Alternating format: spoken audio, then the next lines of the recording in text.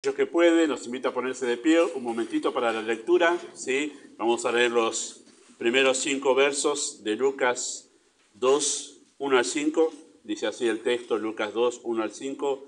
Aconteció en aquellos días que se promulgó un edicto de parte de Augusto César, que todo el mundo fuese empadronado. Y este primer censo se hizo siendo Cirenio gobernador de Siria, e iban todos para ser empadronados, cada uno a su ciudad. Y José subió de Galilea, de la ciudad de Nazaret, a Judea, a la ciudad de David, que se llama Belén, por cuanto era de la casa y la familia de David, para ser empadronado con María su mujer, desposada con él, la cual estaba encinta. Oramos. Amado Dios, damos muchas gracias por ver a tu pueblo congregado en esta tarde. Gracias por habernos provisto los medios necesarios para llegar. Gracias por habernos provisto un lugar cómodo donde poder tener un culto a tu nombre. Deseamos honrarte en esta tarde. Aquieta nuestros corazones y nuestros pensamientos y haz que la verdad pueda llegar más allá de los oídos naturales. Pedimos tu bendición en el nombre de Jesús. Amén. Muy bien, pueden tomar sus asientos. Muchas gracias. Puedo declararme un enamorado de la soberana providencia de Dios. Cada vez que me encuentro en un pasaje en la Escritura donde enseguida sobresale la soberanía providencial de Dios en los eventos que se están relatando, me detengo y empiezo a masticar la verdad doctrinal que está en el texto, ¿no? Esa palabra que solemos escuchar en la Escritura, o mejor dicho, no en la Escritura, sino en las predicaciones, solemos escucharlo muchas veces, que es la palabra providencia, que está relacionada con la soberanía de Dios. Esa palabra se refiere a la intervención de Dios en la historia humana o la intervención de Dios en los eventos humanos, ¿sí? Aunque la palabra providencia es ver anticipadamente, ¿sí? Ver anticipadamente. En este caso, la etimología de la palabra no nos sirve mucho para entender la doctrina en sí, porque es toda una doctrina, pero va más allá de eso que ver anticipadamente. Es Dios interviniendo, obrando en cada uno de los asuntos de la historia humana. Y en realidad me fascina a mí ver la manera, o mejor dicho, pensar en la manera en que Dios combina y ordena diferentes situaciones y personas para hacer que suceda lo que Él determinó antes de la fundación del mundo. Pensaba en varias cosas. Nicolás se gastó todas las ilustraciones hoy. Yo cada vez que pienso en eso trato de graficar siempre la verdad con algunas cosas, pero me ha tocado ser director del instituto un tiempo, pero director de campamento en otros momentos. Y es más complejo ser director de un campamento porque son poquitos días que de un instituto, por lo menos en mi experiencia, ¿no? Porque en un campamento pasan muchas cosas en un cortito tiempo y hay mucho de organización. Muchas personas trabajando y quien dirige tiene que tratar de coordinar cada cosa, horarios, actividades y muchas otras cosas que están relacionadas especialmente con la comida, que es la parte más difícil en un campamento. Bueno, todo para que acontezca funcionando, solemos decir como un relojito. Siempre falla algo, pero por nuestra condición de humanos siempre algo falla, pero tratamos de hacerlo lo mejor posible, ¿no? ¿Cuántas cosas para combinar en una actividad? Y si ustedes han sido personas ocupadas de organizar, algunos han trabajado en escuela, algunos han trabajado en algún otro lugar donde hay un grupo que organizar, saben lo difícil y lo complejo que es. Bueno, Dios, para llevar adelante sus propósitos y sus planes, tiene que hacer que muchas cosas coincidan en un mismo momento para que un evento planificado en su plan redentor suceda y acontezca. A esa organización de eventos y personas para que todo confluya justamente en aquello que Él planificó, se lo llama la providencia de Dios. Él interviene organizando y orquestando todo para que se cumpla lo que Él ha planificado. Y en realidad especialmente admiro, y ahí está la parte que a mí me produce un deleite, ¿no?, en la providencia de Dios, admiro al considerar cómo eventos que parecen ser contrarios a sus planes o parecen ser un obstáculo en realidad para sus planes, en realidad son parte de su misterioso diseño. Todos podemos pensar enseguida, si somos lectores de la Escritura, en la historia de José, donde todo parecía ir en contra de José, pero en realidad todo estaba a favor de José, para prepararlo y llevarlo justamente al momento justo donde Dios quería que José fuese útil para salvar la vida a muchos pueblos. Bueno, esa es la providencia de Dios. Y creo que una de las razones, o mejor dicho, una de las muchas razones, y algo que es muy difícil de explicar en realidad, pero yo pienso personalmente, que una de las muchas razones por las cuales Dios permitió la existencia del mal en la vida humana es para demostrar justamente su providencia, porque Dios podría haber evitado que el mal exista, ¿sí? ¿Podría haber evitado? Por supuesto que Dios pudiera haber evitado que el mal existiese. Pero no lo hizo. ¿Por qué no lo hizo? ¿Acaso el mal es más poderoso que Dios? Por supuesto que no. Y Él ya lo ha demostrado en verdad en la obra de la cruz. Lo que sí entendemos o entiendo yo que Dios lo ha permitido para demostrar eso, cómo ese Dios poderoso puede obrar más allá incluso de las circunstancias, por sobre la adversidad y por sobre la oposición. Él es capaz de llevar adelante sus propósitos y sus planes, para que podamos ver que Él es el Dios de los imposibles. Cuando todo está en contra, no hay problema para Él. Él lleva adelante sus planes y sus propósitos, y pienso que esa es una de las razones por las cuales Él, en su soberana sabiduría, permitió la existencia del mal. No porque el mal sea más poderoso que Él, sino porque Él dijo: yo voy a demostrarle a los míos, a los redimidos, voy a demostrarles a ellos en realidad que yo soy un Dios poderoso, que llevo adelante mis propósitos y planes muy a pesar de la adversidad. La encarnación, ¿sí?, y el nacimiento de Cristo, como cada uno de los decretos o planes de Dios, habían sido determinados antes de la existencia de todas las cosas y previamente anunciados con siglos de anticipación, ¿sí? Todo lo que involucraba el nacimiento, la encarnación y el nacimiento de Cristo es una serie de eventos que tenían que suceder y combinarse para que en el momento, en el tiempo, como dice Pablo en Gálatas, dice: llegado el tiempo, Dios envió a su Hijo. O sea que había un tiempo en que Cristo iba a llegar, ya determinado por Dios. Bueno, para que suceda como sucedió, cumpliéndose las profecías anunciadas siglos antes, una gran cantidad de eventos tenían que funcionar de manera orquestada. Tenía que funcionar de esa manera, ¿sí? Así que ahí vemos nosotros en ese evento de la encarnación del Hijo de Dios, la providencia de Dios, la intervención de Dios en los asuntos humanos, ¿sí? Una de las profecías que anunciaba justamente la encarnación y la venida de Cristo está en Miqueas capítulo 5, versículo 2, un texto que ustedes tienen aquí en la proyección. Miqueas 5:2 dice: pero tú, Belén Efrata, pequeña para estar entre las familias de Judá, de ti me saldrá el que será Señor en Israel, y sus salidas son desde el principio, desde los días de la eternidad. Interesante el texto, porque más allá de lo que vamos a hablar ahora, habla de dos momentos en la vida del Cristo, del Hijo Eterno. Habla el momento en que Él entra en la historia humana, en Belén, pero aclara a Miqueas, inspirado por el Espíritu de Dios, sus salidas son desde la eternidad. Ahí no comienza su existencia, ahí comienza su etapa en la historia humana, pero sus salidas son desde la eternidad. Él es eterno, Él no tuvo un comienzo, Él entró en la vida humana allí en la encarnación. Pero es interesante que en ese texto estaba profetizado que Él debía nacer en Belén. El nacimiento de Cristo debía suceder en la ciudad de Belén, una aldea cercana a la ciudad de Jerusalén, ¿sí? Pero ¿cuál es el problema de eso en la historia en sí? Bueno, el asunto es que María y José vivían ¿dónde? En Nazaret, muy bien. Vivían en Nazaret, al norte de Israel, y Belén estaba al sur de Israel, ¿sí? Había unos 140 kilómetros entre Nazaret y Belén que ellos debían recorrer, y para ese momento, que hoy lo podemos hacer, ¿en cuánto? En coche. Había que saber a qué velocidad van. Pero más o menos, hora y media, más o menos. Hoy lo podemos hacer en hora y media, pero aquel tiempo se tardaba entre 3 y 5 días para hacer ese camino de Nazaret hasta Belén, ¿sí?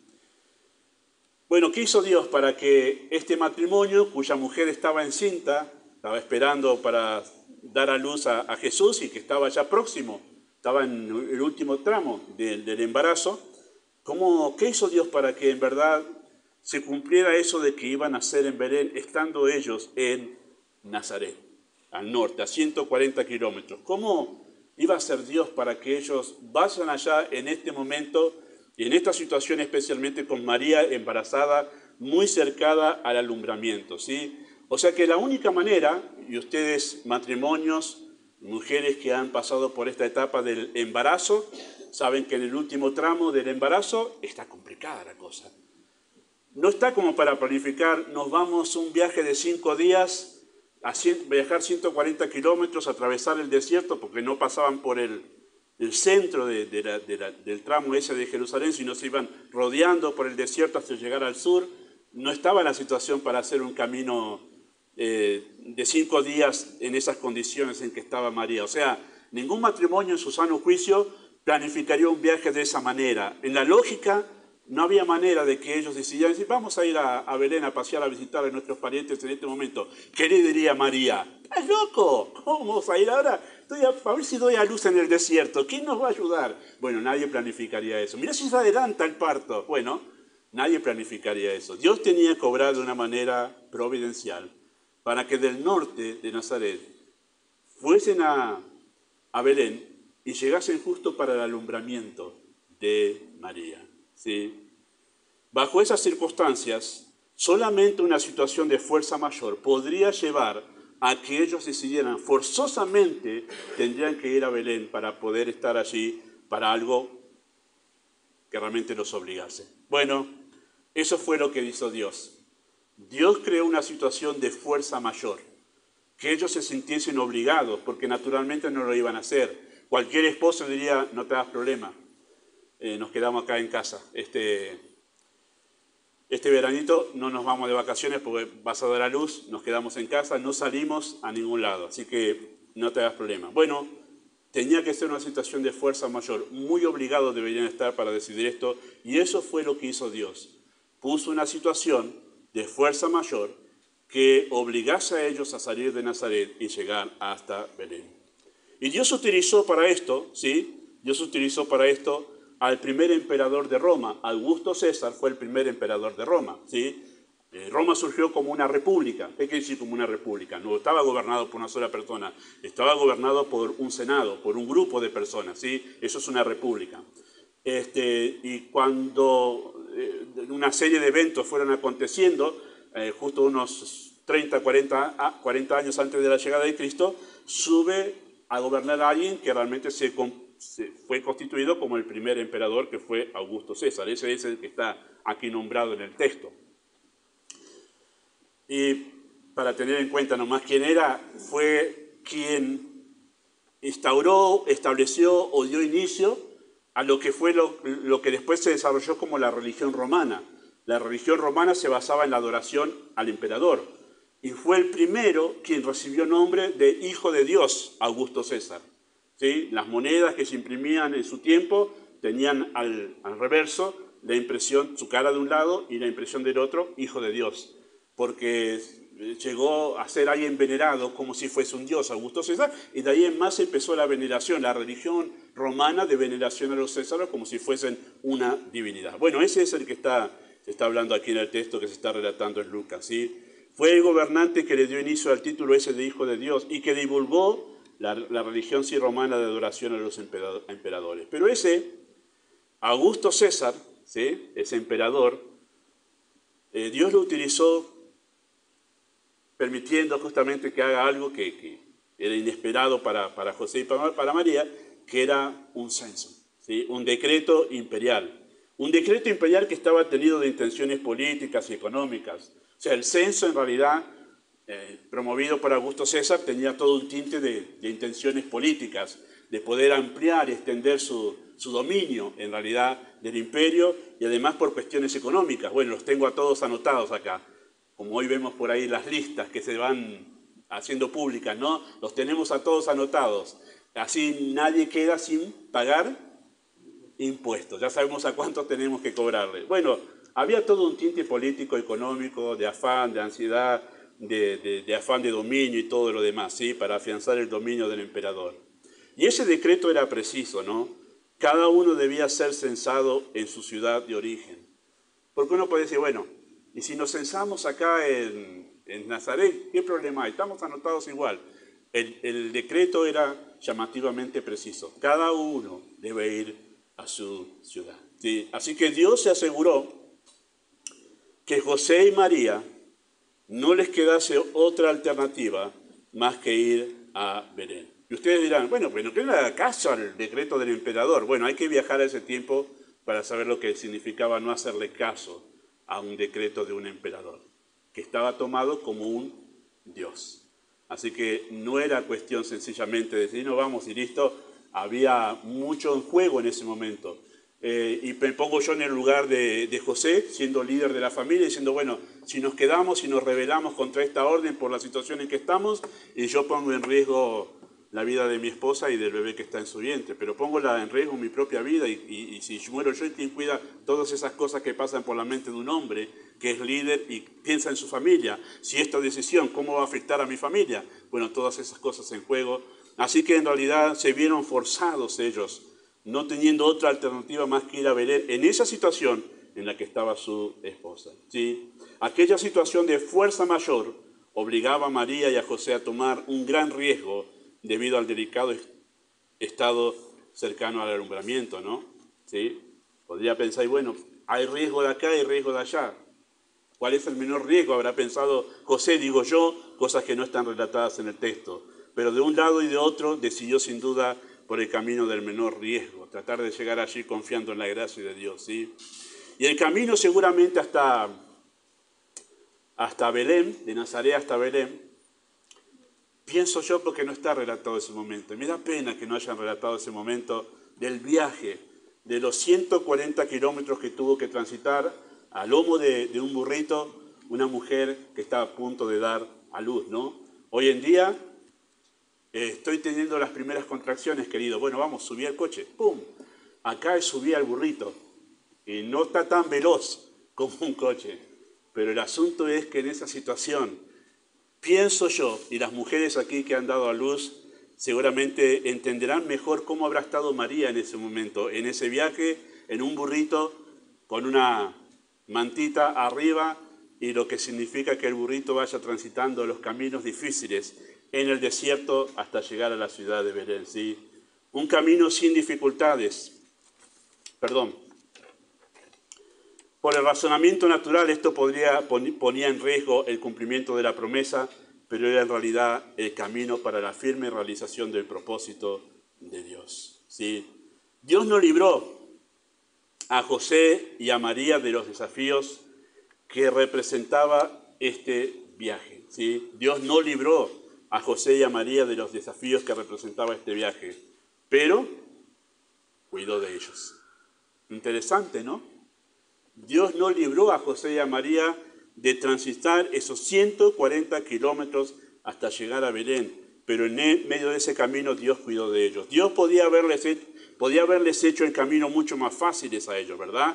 Mucho más pensando y diciendo, bueno, lo que lleva en el vientre es la encarnación del Hijo Eterno, es el Hijo de Dios. Las cosas podían haber sido mucho más fáciles para ellos, pero no. Dios no libró a José y a María de hacer ese viaje con mucho riesgo para ella y además de unos 3 o 4, y pienso yo que habrán sido unos 5 días. No lo hizo, ¿sí? Podemos imaginar que para una mujer en esa condición el viaje podría haber sido muy sufrido, lento, con ansiedades. Bueno, paramos un poquito ahora, José.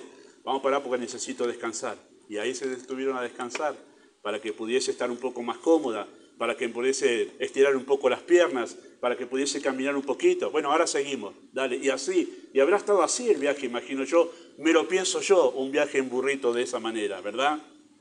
No sabemos en verdad, queridos hermanos, los detalles de ese difícil viaje de 5 días. Lo que sí sabemos es que el plan de Dios se cumplió. Sabemos que aquello que parecía en contra de sus vidas era en realidad parte del designio de Dios para ellos. Para ellos. Nosotros podemos aprender a entender a Dios en su obrar, queridos hermanos. Necesitamos además aprender a entender a Dios en su obrar providencial, ¿no? Él a veces utilizará una situación de fuerza mayor para encaminar nuestros pasos en su voluntad. No nos gusta que nos obliguen, ¿verdad? A nadie le gusta que lo obliguen a nada. Pero cuando estamos a veces en una situación de bajo autoridad, A veces vamos a estar obligados por la persona que está sobre nosotros en autoridad, ya sean los hijos bajo sus padres, ya sea los ciudadanos bajo el gobierno en un estado, ya sea el empleado bajo su patrón, ya sea una esposa bajo la autoridad de su esposo. A veces va a haber cosas que va a tener que responder obligadamente, simplemente porque su posición, su condición de estar bajo autoridad le obliga a responder en sumisión y hará cosas obligadamente. Y así lo hizo Cristo también. Y en este caso también en una situación que tuvieron que hacerlo fuera de los planes que ellos tenían. No es que planificaron algo, dale, vamos, sí, consenso, fenómeno, yo me quería censar hace rato. No estaban en sus planes, obligadamente tuvieron que salir y lo hicieron. Pero esa situación forzosa fue la que Dios usó para llevar adelante sus propósitos en la vida de José y de María en el nacimiento de Cristo. ¿Sí? Una situación de fuerza mayor es aquella en la que ya no dependemos de nuestra voluntad, nuestro esfuerzo o nuestros recursos. Y obligadamente nos vemos a hacer algo que no estaba planificado para nosotros. Y eso a veces es parte del propósito de Dios para llevar adelante su designio eterno en Cristo, en el cual nosotros tenemos parte por ser creyentes, ¿verdad? Él a veces utilizará las malas intenciones de personas en autoridad para colocarnos en el lugar donde Cristo será más exaltado a través de nosotros, ¿no? O en nuestras vidas. Eso sucederá. ¿Puede Dios utilizar las malas intenciones de alguien, especialmente de una persona en autoridad, para llevarnos a estar dentro de su voluntad? Puede ser. Claro que puede suceder, y en este caso pasó. Cualquiera podría poner en tela de juicio las intenciones del emperador al hacer este censo. Sí, en realidad vos haces el censo porque querés tener más dinero, porque querés extender más tu dominio, querés sentirte más poderoso. Cualquiera podía cuestionar ahí con los bombos en la plaza diciéndole, déspota, déspota. Pero en realidad Dios lo estaba usando, este censo, para llevar a cumplimiento la obra de redención magna de la historia. Tremendo, tremendo. Queridos hermanos, así sucedió con Pablo. Pablo fue llevado a Roma, injustamente encarcelado por predicar el Evangelio. Pero ese viaje a Roma, justamente ese encarcelamiento, fue usado por Dios para esparcir el Evangelio en todo el imperio y más allá. Una situación injusta, una decisión injusta, ¿sí? Las malas intenciones de sus perseguidores, de aquellos que lo enjuiciaron a Pablo. Todo era injusto lo que le sucedió a Pablo. Incluso Pablo en Roma escribe, Pablo, prisionero de Julio César. ¿Dice eso? Pablo, prisionero de Cristo. De Cristo. Es Cristo que me tiene acá, no el emperador. Es Cristo que me puso en esta situación. Así veía Pablo. Pablo veía la providencia de Dios en todos los eventos que le acontecían. Así que, queridos hermanos, nosotros debemos mirar más atentamente las circunstancias que vivimos desde la perspectiva de Dios, desde la providencia de Dios, porque a veces las malas intenciones de aquellas personas que están sobre nosotros pueden ser en verdad el camino que Dios está preparando para llevarnos a estar dentro de su voluntad. Él a veces nos hará transitar un camino donde nuestra integridad física y emocional parece estar en riesgo. Incluso nos llevará por un camino lento y difícil. Será así a veces. Y el camino dentro de su voluntad será de esa manera. A veces llegaremos al punto de decir, como el apóstol Pablo, perdimos la esperanza de conservar la vida. Dijimos, acá se terminó todo. Segunda de Corintios capítulo 1, Pablo dice, llegó un momento donde estábamos en así, dijimos, acá nos morimos, ya se acabó todo, listo. Vamos a partir con el Señor. Perdimos la esperanza de conservar la vida y tuvimos en nosotros sentencia de muerte. ¿Y qué dice Pablo? Para que no confiásemos en nosotros mismos, sino en Dios que resucita a los muertos. Interesante, ¿no? Dios hará eso a veces, hermanos, nos pondrá en situaciones, en verdad, donde nuestra integridad física, incluso emocional, pareciera estar en riesgo. Nosotros decimos, esto puede poner en riesgo mi salud, esto puede poner en riesgo puedo ser dañado por esto. Y a veces Dios utilizará eso, justamente, para llevarnos a su voluntad. A veces decimos, esto me hace sentir mal, esto me hiere emocionalmente, y a veces puede ser eso lo que Dios utilice para llevarnos al cumplimiento de sus planes en nuestras vidas, como pasó con José. ¿Cómo se habrá sentido José cuando sus hermanos le mostraban un odio tan terrible, ¿no? Al punto de que dijo, te vendemos como un esclavo, no significás nada para nosotros. ¿Cómo habrá afectado emocionalmente eso al corazón de José, que desde la cisterna, mientras esperaban ellos que pasen algunos tratantes de personas por allí, José dice que les clamaba a ellos. Dice, no le oímos cuando él clamaba desde la cisterna a nosotros. Eso dice el texto en las Escrituras. Los hermanos se acuerdan de eso. No le hicimos caso a este jovencito. Bueno, ese momento de presión y de tensión emocional era parte del propósito de Dios para llevar a firme cumplimiento su plan, utilizando a José para salvar la vida a mucho pueblo. Le causaron aflicción, le causaron pesar, dice el libro de los Salmos, pero sus brazos se fortalecieron en el fuerte, en la roca de Israel. Dios podía haber facilitado las cosas, queridos hermanos, para José y para María, pero no quiso hacerlo. Dios es poderoso para haber hecho, como pasó, como con otros personajes bíblicos, que instantáneamente, desde Nazaret hasta Belén, sencillamente llevarlos en un abrir y cerrar de ojos. ¿Se acuerdan de Felipe? De repente apareció Felipe en otro lugar. Así Dios podía hacer que una persona de un lugar a otro sea traspasada. Y Dios podía haberle evitado, pero no quiso eso para José y para María. Y no es que no pudo facilitarle las cosas, simplemente este fue el camino que escogió para glorificarse en sus vidas. No tengo dudas que esta experiencia dolorosa fue gran aprendizaje para este matrimonio. Su fe y su confianza en Dios fueron puestas a prueba, pudieron palpar el cuidado providencial de Dios en carne propia. Queridos hermanos, no podemos explicar de manera satisfactoria el obrar providencial de Dios. No podemos, pero podemos nosotros confiar debido a quién es Dios. Eso sí. Así como no puedo entender todo lo que un cirujano hace para tratar una afección en el cuerpo, pero puedo confiar en que él sabe lo que está haciendo. Viene un cirujano y te tengo que operar. Yo no entiendo de medicina muchas cosas, pero sé que el cirujano sabe. Él sabrá por qué está cortando acá, por qué esto me está doliendo, él sabe lo que está haciendo. Bueno, así nosotros confiamos en el Señor porque Él sabe lo que está haciendo. Un camino sin dificultades no siempre significa que estamos en la voluntad de Dios. Algunos dicen, wow, esto me salió, ningún problema, esto debe ser del Señor. Bueno, Jonás no tuvo ningún impedimento para subir al barco, ¿no? Él dijo, se empezó a escapar de Dios y de repente apareció un barco que iba para España. Esto es providencial, habrá dicho Jonás, no habrá pensado, listo, ahí está el barquito, está bien que yo me vaya de acá. Pero no sabía lo que le esperaba en medio del mar, ¿verdad? Una gran tempestad. Un camino sin dificultades, no siempre, queridos hermanos, significa que estamos en la voluntad de Dios. Pero un camino con dificultades, no siempre significa que estamos fuera de la voluntad de Dios. Wow, estoy acá sirviendo al Señor, tengo problema. Esto debe ser que Dios no quiere que esté acá. No siempre.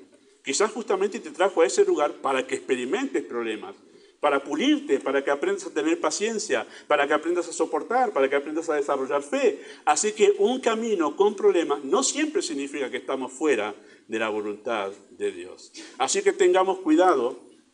O por ejemplo, Pablo tuvo un viaje pésimo cuando fue llevado a Roma. Tan pésimo que terminó, ¿se acuerdan? Hechos capítulo 28, Pablo es llevado a Roma en un barco y el barco naufraga. Y Pablo con los demás estaban que temblaban. Yo me imagino ese momento en medio de la oscuridad, en una tempestad en el mar, es terrible. Temblando ahí. Y Dios le dice, apareció el ángel de Dios para decirle, no temas, porque no va a perecer, te he concedido la vida de todos acá en el barco. Y apareció ahí Pablo, prendido a una tabla, llegando a la isla, y de esa manera Dios lo cuidó. Pero no podía haber Dios mandado una legión de ángeles para agarrar al apóstol Pablo, subirlo así en anda, porque lo merecía, decimos nosotros, llevarlo así entre algodones para que reposase suavemente sobre la playa. No, en medio agarrado de una tabla, llegó hasta ahí, hasta la costa. Así lo cuidó Dios a Pablo en medio de esos problemas que tuvo. ¿Se acuerdan cuando Pablo escribe la carta a Roma?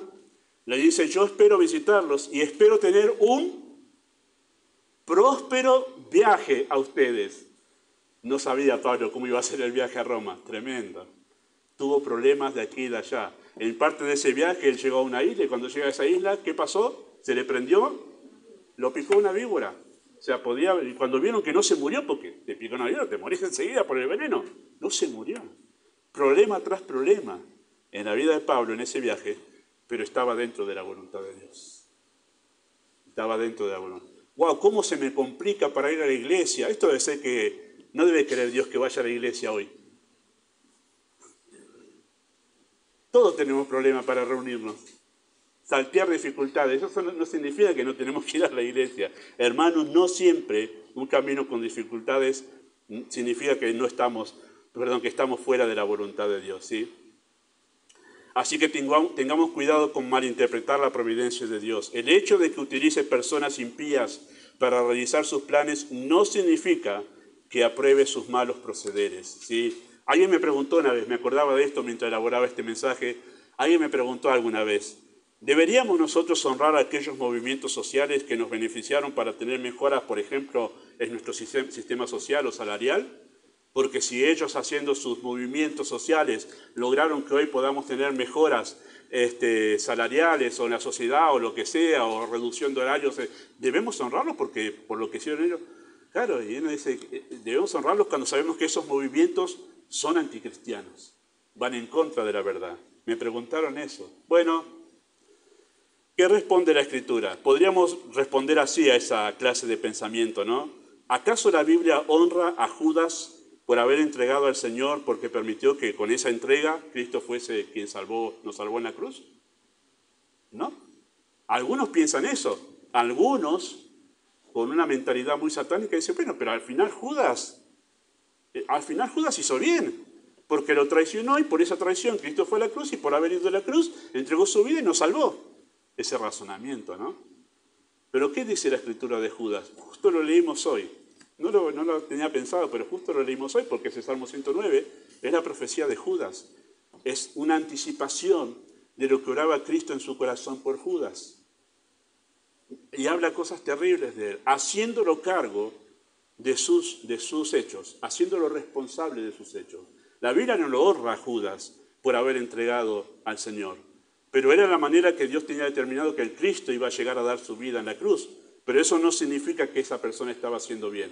Así que tengamos cuidado con malinterpretar la providencia de Dios, porque en verdad Dios no está justificando los hechos malos de aquellos instrumentos que Él permite utilizar, ¿sí? El gobierno de Nabucodonosor, trajo beneficio a todo el mundo conocido en aquel entonces. ¿Se acuerdan lo que dice Daniel acerca de Nabucodonosor?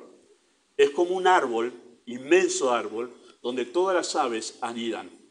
Y pensaba en eso. ¿Las aves trabajan por su comida?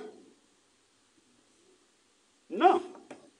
Dice Cristo, mirá las aves, no trabajan, ni hilan, y Dios las alimenta. ¿Y cómo las alimenta?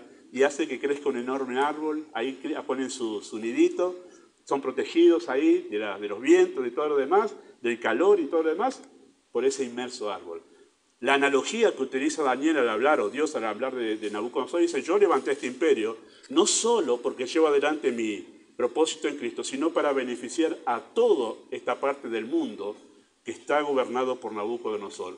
Muchos en el tiempo de Nabucodonosor fueron beneficiados enormemente. El imperio babilónico, queridos hermanos, era un imperio de gran avance. Era el imperio que hizo un clic en lo que significa la modernidad, podríamos hablar, en el avance de las ciencias y del conocimiento en el mundo. Mucho benefició al cambio en el mundo el imperio babilónico, y Dios lo permitió, y muchos fueron beneficiados. Muchos judíos no volvieron a Jerusalén porque fueron beneficiados económicamente por estar en ese enorme árbol que había conquistado el mundo entero. ¿Debían por eso los judíos honrar y enaltecer como un dios a Nabucodonosor y hacerse proselitistas de Nabucodonosor porque los benefició económicamente? No, porque Dios dijo, yo voy a traer juicio contra ellos por sus malas obras. Así que tengamos cuidado con malinterpretar la providencia de Dios, ¿sí? Providencialmente Dios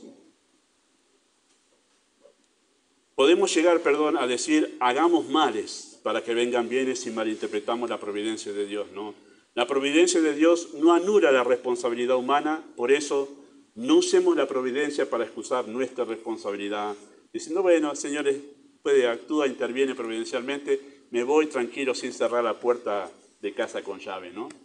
Queridos hermanos, la providencia de Dios en la encarnación debería despertar una gran confianza en su plan, en su sabiduría y en su poder. Dios interviene, Dios actúa en medio de su creación para llevar adelante a firme cumplimiento sus propósitos, y eso debería despertar en nosotros gran confianza. Muy bien, de aquí quedamos con la enseñanza en esta tarde.